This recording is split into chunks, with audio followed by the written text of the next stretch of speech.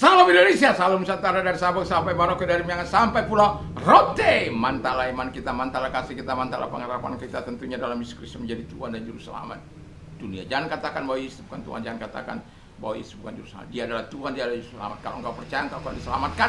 Engkau tidak percaya, engkau akan dihukum. Walaupun di luar sana ada banyak orang mengatakan dia bukan Tuhan, dia bukan Juru Selamat. Dia adalah manusia biasa, buktinya dia mati. Iya, dia mati, tapi dia bangkit dan naik ke surga dan menyediakan tempat bagimu, dan dia akan turun kembali untuk menyediakan tempat bagimu. Kau tidak percaya, kau. Karena firman Allah sudah berkata, karena begitu besar kasih Allah akan dunia ini, sehingga ia mengaruniakan anaknya yang tunggal, supaya setiap orang percaya tidak binasa, melainkan beroleh hidup yang kekal. Yesus sudah berkata, akulah jalan dan kebenaran dan hidup, tiada seorang sampai kepada Allah kalau tidak melalui aku. Dan keselamatan tidak ada di dalam siapapun selain dalam Yesus Kristus, karena di bawah kolong langit ini tidak ada nama lain yang diberikan kepada manusia yang olehnya kita diselamatkan, hanya dalam nama Yesus. Terima dia, kau hidup, memiliki hidup yang kekal. Puji nama Tuhan. Dan saya mengucapkan selamat malam, selamat kita mendengarkan firman Allah. Semoga kita rilekskan hati kita rilekskan hidup kita untuk mendengarkan firman Allah. Dan tetap saya akan mengatakan kepada kita, berdoalah sebelum tidur, baca firman Allah atau memperkatakan firman Allah dalam hidupmu. Tuhan Yesus memberkati kita. Mari kita tunduk kepala, kita berdoa. Terima kasih Tuhan, kami mau doa kami dijawab oleh Tuhan. Kami bersyukur dalam nama Yesus. Amin. Kalau tadi pagi saya berbicara syarat-syarat doa agar dijawab Tuhan, dan pada saat ini saya memberikan tema bagi kita, yaitu doa yang dijawab oleh Tuhan. Saya akan bacakan di pasal Markus 11 ayat 22 atau 20 sampai 24. Demikian bunyi firman Allah. Pagi-pagi ketika Yesus dan murid-muridnya lewat, mereka melihat pohon ara tadi sudah kering sampai ke akar-akarnya. Maka teringatlah Petrus apa yang terjadi. Lalu ia berkata kepada Yesus, Rabi, lihatlah pohon ara yang kau kutuk itu sudah kering. Yesus menjawab mereka, percayalah kepada Allah. Kalau dalam bahasa Inggris, have faith in God. Aku berkata kepadamu, sesungguhnya barang siapa berkata pada gunung ini, beranjak dan tercampaklah ke dalam laut, asal tidak bimbang hatinya, tetapi percaya bahwa apa yang dikatakannya akan terjadi, maka hal itu akan terjadi baginya. Karena itu aku berkata kepadamu, apa saja yang kau minta dan doakan, percayalah bahwa kamu telah menerimanya, maka hal itu akan diberikan kepadamu. Mantap! Jadi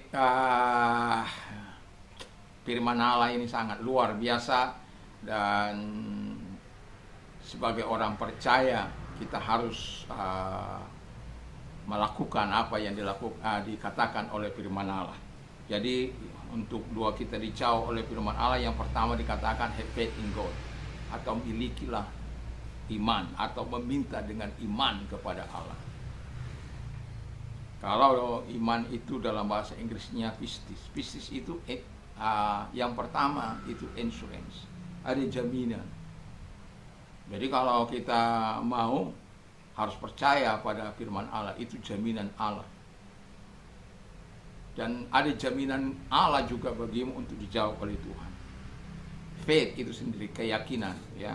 Jadi itu pistis, ya. Lalu kemudian believe, keyakinan. Wah, kalau udah orang udah yakin, apapun akan diterjang. Yang keempat, faithfulness, kesetiaan. Jadi dalam iman itu harus ada kesetiaan. Karena nggak dijawab, bukan berarti kita apa itu namanya, gubrak gitu. Kacau balau jadinya, ya. Tidak, kita tak setia untuk menantikan janji Tuhan. Lalu di situ dikatakan fidelity, ada kata kebenaran, ada kata ketaatan di situ.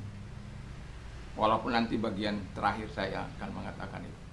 Tapi itulah tadi arti insurance atau arti pistis, ya.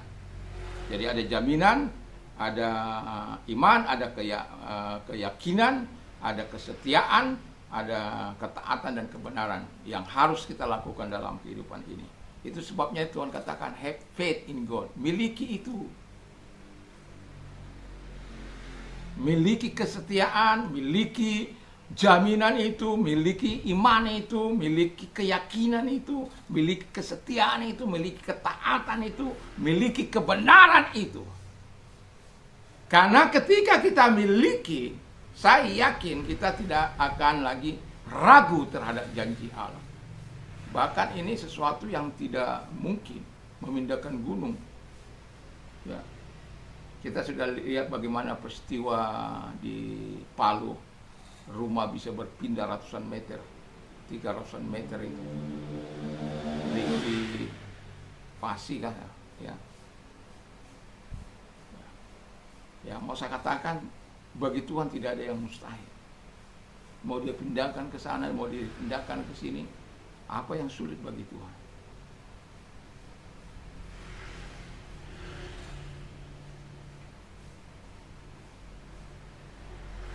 Tidak ada yang sulit.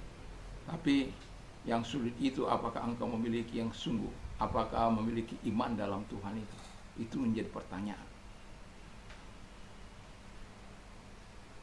Ketika saya minta tempat ini, ya, dalam 1 tahun, orang itu bilang saya gini gila. Masa dalam 1 tahun saya minta tempat ini? Jadi dulu saya masih kontrak di sana. Ya, ada 200 meter. Dan saya ambil tanahnya itu di belakang itu. Saya bawa ke kamar doa saya di arah pantai sana. Sampai ada jemaat saya itu minta. Dipikir apa? Pemaksa Tuhan, masa dalam 1 tahun. Seharusnya kan dia harus menanti dalam 1 tahun itu supaya bisa melihat apakah betul atau tidak. Kan itu masalahnya. Ini masalah iman, tidak bisa didikte dengan apapun. Masalah iman itu saya dengan Tuhan. Tidak peduli dalam keadaan apapun jemaat yang saya layani. Mau miskin kah, mau apakah. Seperti yang saya katakan, bahwa saya ketika awal pertama ibadah masih duduk di koran. Lalu kemudian saya bilang kita 4 tahun ke depan kita punya 4 mata penjuru angin. Lalu kemudian 5 tahun, 5 tahun, lalu tahun ke-6 kita punya gedung. Ya, ini gedungnya tahun ke-6 ini. Ya. Apakah saya punya beberapa tempat di 4 penjuru, dan inilah yang akhirnya tahun ke-6 gedung itu.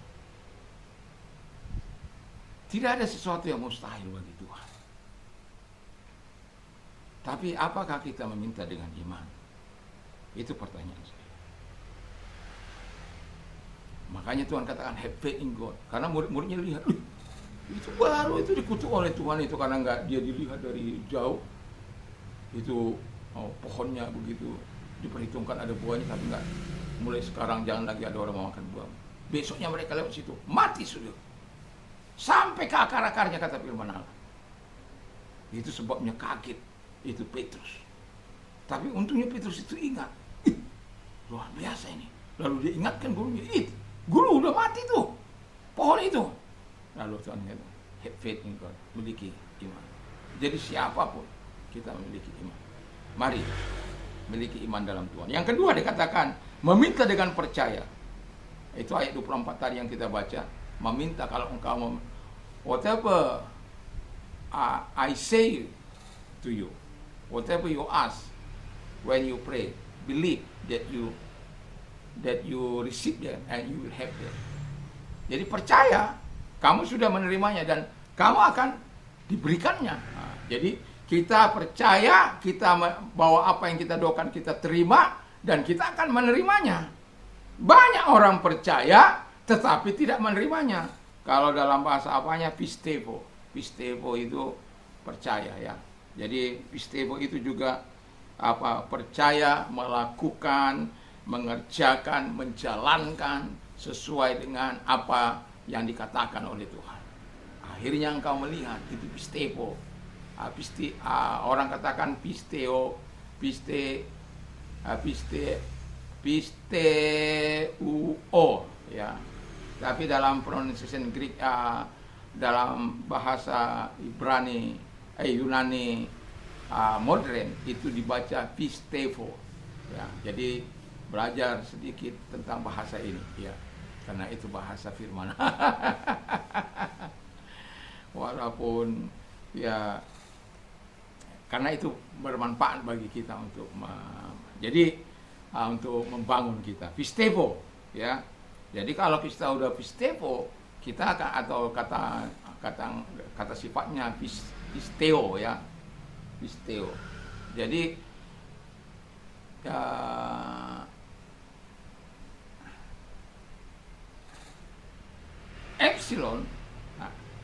epsilon bertemu dengan ipsilon, sama ipsilon itu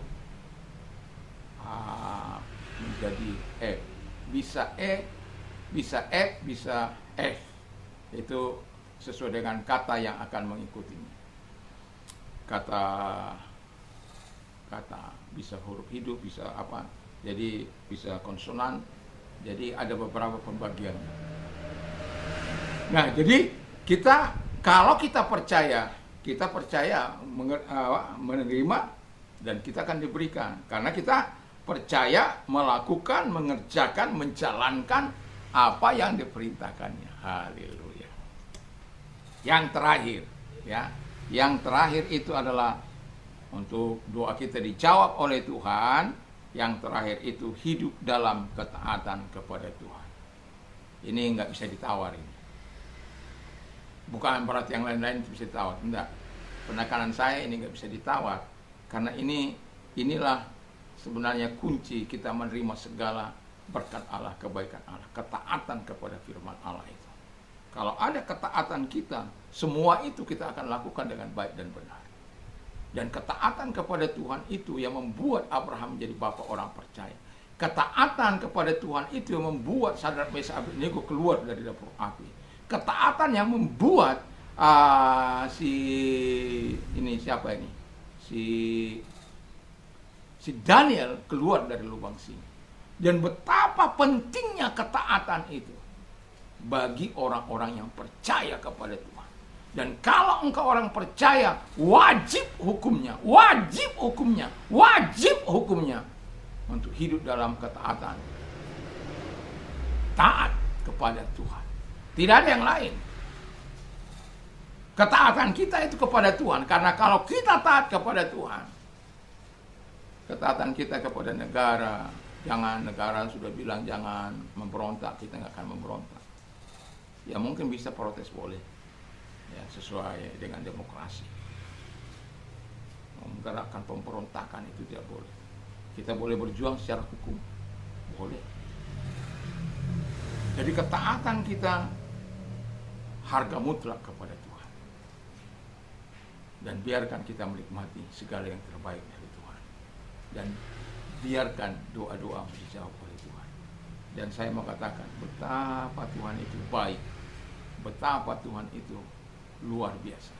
Saya sudah melihat apa yang tidak mungkin menjadi mungkin hanya melalui doa. Itu sebabnya saya sering katakan, bangun pagi-pagi, berdoa kepada Tuhan, minta pertolongan kepada Tuhan, supaya apa? Tuhan itu dimuliakan. Kalau Yesus saja bangun pagi-pagi, siapa kita? Apakah kita lebih hebat dari Tuhan?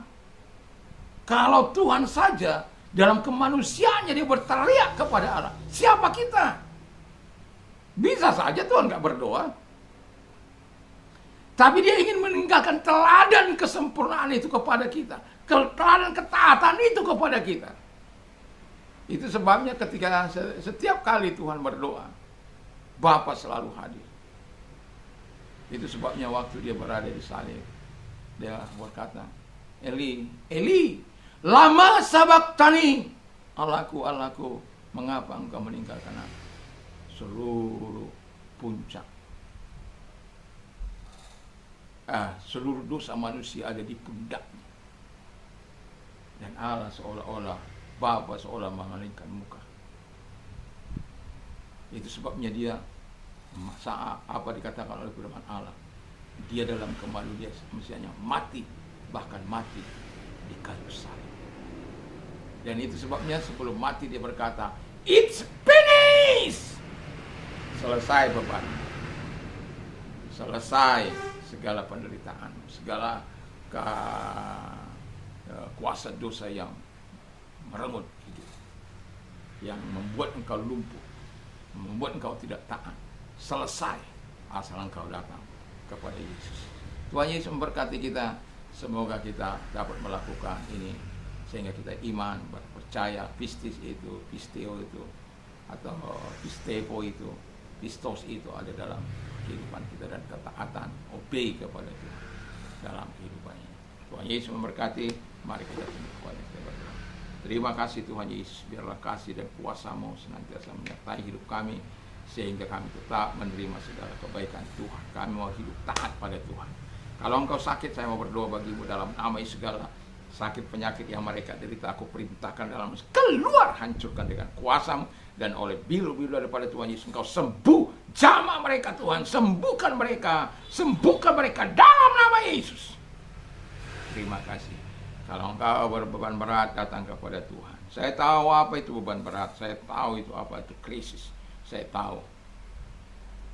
Mungkin engkau sedang menangis dalam cerita yang sangat dalam. Tidak ada yang perhatikan engkau, tidak ada yang mendengarkan engkau. Tapi saya mau katakan, jangan menyimpang dari Tuhan. Kalau engkau mau lihat kuasa Allah bekerja dalam hidupmu, terus berdoa, terus merendahkan hati, terus percaya, terus beriman kepada Dia, dan engkau akan menyaksikan pertolongan Tuhan. Dan kalau engkau orangnya, mari kita berdoa, dan kita berdoa bersama. Tuhan Yesus, kami berdoa kepadamu, lihat tangan-tangan yang diangkat kepadamu. Tuhan menolong mereka, Tuhan memberkati mereka, Tuhan menyelamatkan mereka dari segala persoalan kehidupan mereka di dalam nama Yesus. Dan kiranya pertolongan Tuhan mereka nikmati sepanjang umur hidup. Kami bersyukur dalam nama Yesus. Haleluya. Amin. Tuhan Yesus memberkati kita. Mantap, mantap, mantap.